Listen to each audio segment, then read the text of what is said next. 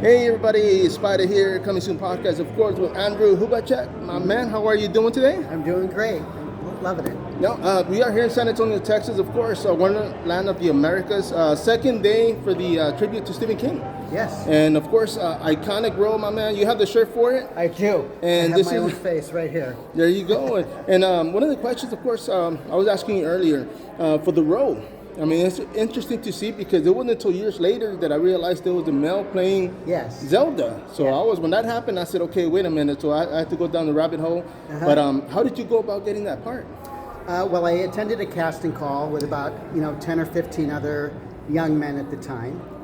They were boys. They were all boys. I was in my 20s, so we were given the sides to the script. It's basically, I think, like 3 or 4 lines in the Right. whole entire movie.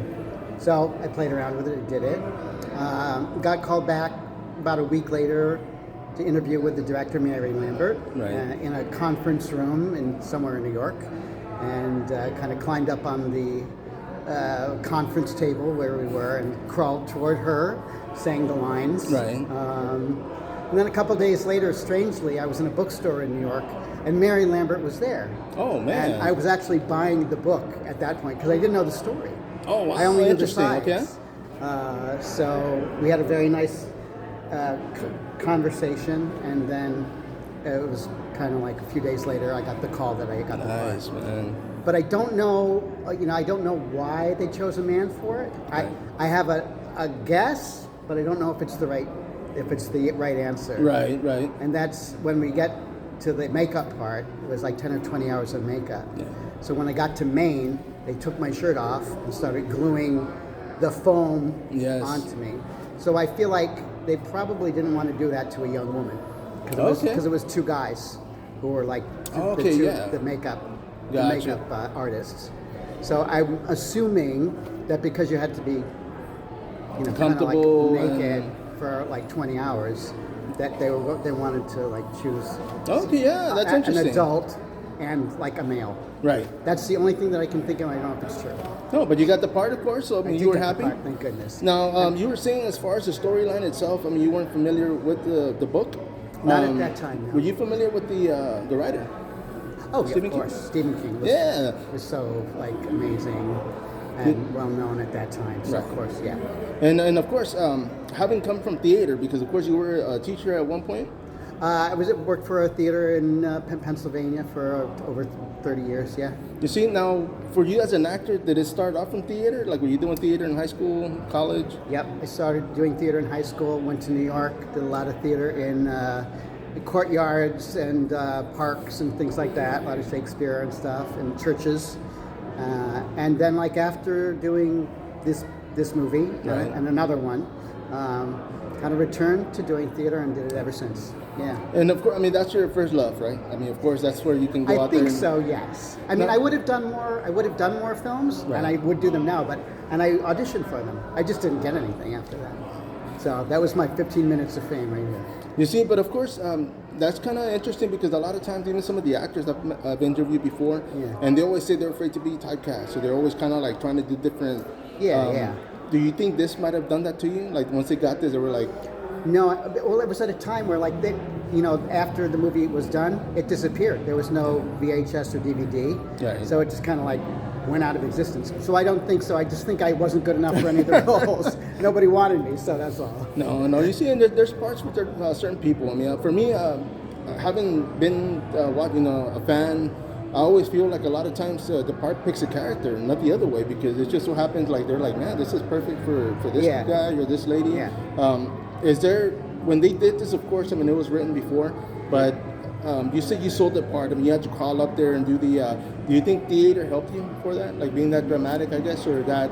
Oh yeah, I mean, like all actors like to play and do stuff. Yeah. So I think at the time I was like, how am I going to make this different? How am I going to be noticed more than any of these 20 other guys? Right. So I was just having fun, basically. No, for being, sure. Being an actor is like playing with stuff, even if it's scary or bad or difficult or traumatic or whatever. You got to be able to enjoy what you're doing. Exactly. You see, and I was going to ask you. I mean, having done conventions and doing one today, Are you having fun with these?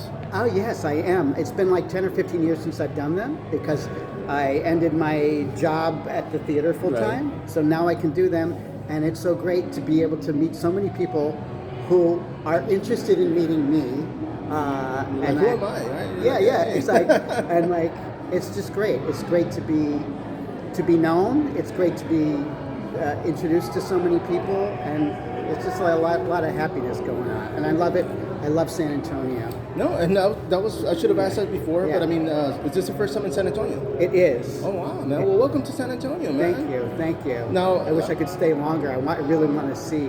No, there's, Yeah. being a tourist city, man, there's a lot to see. Yeah.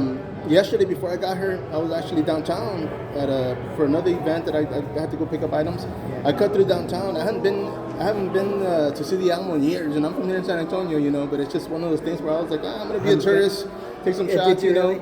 But Nice. there's a lot to see. I mean, not just the Riverwalk. I mean, as far as sites, San Antonio itself is growing. There's a lot of people from Is it? all over the world that's moved here to San Antonio. I mean, it's just booming. But man, I mean, I'm glad they brought you guys out here. I mean, of course, too. today it's a tribute to Stephen King, like I said. We got cast members from Children of the Corn. We got Pet Sematary.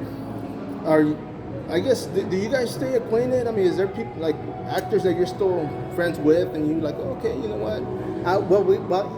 Actually, we stay in touch because of the shows. Right, But right. we didn't before that. So now I will talk to Miko. We'll talk to Brad, Nice. who wasn't able to be here, but will Right. be in Houston. Right. So hopefully next month or next couple months. And so yes, we're always really glad to see each other again because it's like strange band of brothers from like No, you see- 35 years ago. And that's got to be one thing because, of course, I mean, you guys spend a lot of time in front of the camera years back, and it just so happens that does it feel like second nature where you're just like, oh wow, I haven't seen you in 20 years, but man, how you doing? You know? It is. It is. Cool, I man. think all actors when they share like doing stuff together, you're just kind of like your family automatically. Oh yeah, forever. you got to form that bond. I mean, Yeah. there's got to be that. It's really nice, actually. Yes. Yeah. And of course, for me, I mean, I travel, all over Texas. Along with the conventions, I always cover combat sports. So I go to boxing, Oh, really? MMA, bare knuckle. Do you But- participate? No, I used to. Okay. But now I'm just behind the camera. Man. I don't get hurt, so that's even better. Okay. But when I'm out there, I always I like it because it's a reunion. Like there's people from San Antonio that I meet in Houston or in Dallas that I haven't seen in months, and I'm like, dude, like you live right down the road, but Yeah. it's just times. Everybody's busy, everybody's doing their own thing. Yeah. But of course, I mean, as you said earlier, as far as now, like you would still be interested in doing work.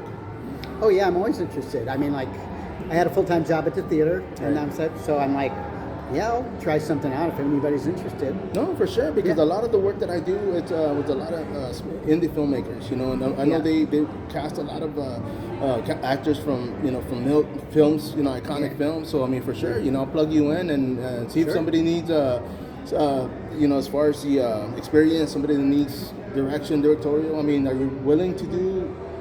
Yes, Like as a director, I've directed theater. I haven't Yes, you directed have. any films, of course, and I wouldn't know how to. But theater for sure, and be willing to try out for theater parts. There you go. Or film parts, whatever you Oh got.